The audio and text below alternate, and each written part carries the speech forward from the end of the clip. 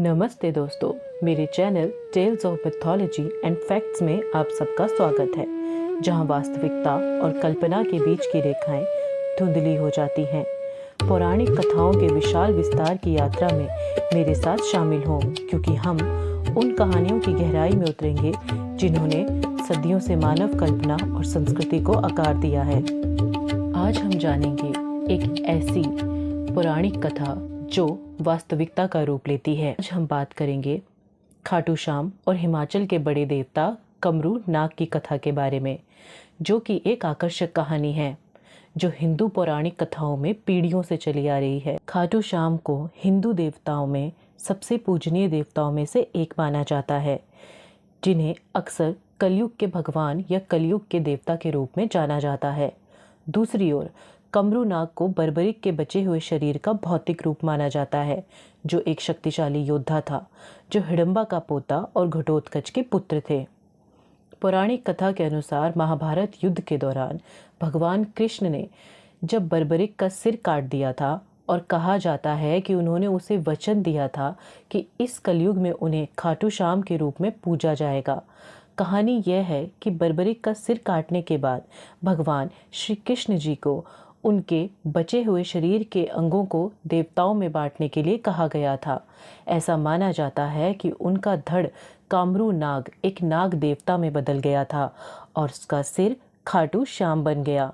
हिमाचल प्रदेश के मंडी जिले में कामरू झील के पास स्थित इस मंदिर में कामरू नाग की पूजा की जाती है। मंदिर झील के किनारे स्थित है और भक्तों का मानना है कि कामरू नाग भगवान शिव का अवतार है। किंवदंती है कि कामरू नाग एक शक्तिशाली देवता हैं जो अपने भक्त की इच्छाओं को पूरा कर सकते हैं।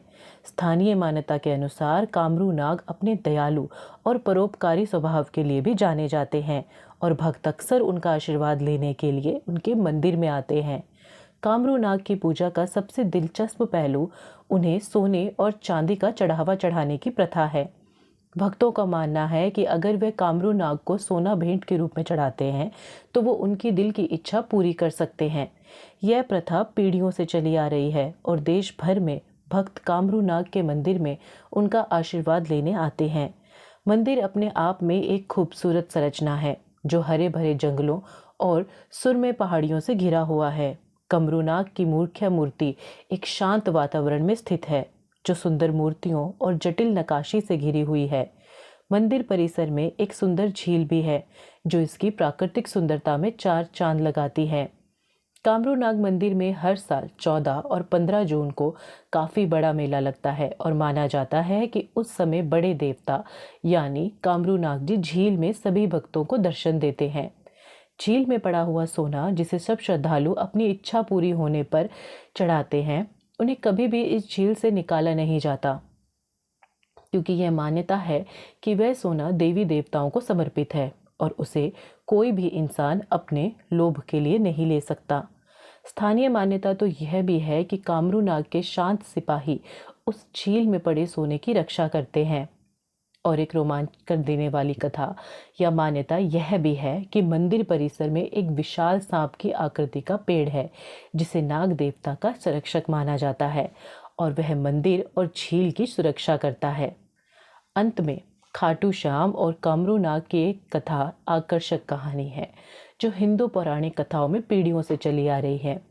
कामरू नाग को बर्बरिक के बचे हुए शरीर का भौतिक रूप माना जाता है, जिसे स्वयं भगवान श्री कृष्ण ने नाग देवताओं में बदल दिया था। कामरू नाग की समर्पित मंदिर हिमाचल प्रदेश में कामरू झील के पास स्थित एक सुंदर संरचना है और भक्तों का मानना है कि अगर वे उन्हें सोने और चांदी के सिक्के या आभूषण चढ़ाते हैं तो वे उनकी हर इच्छाओं की पूर्ति करते हैं। धन्यवाद।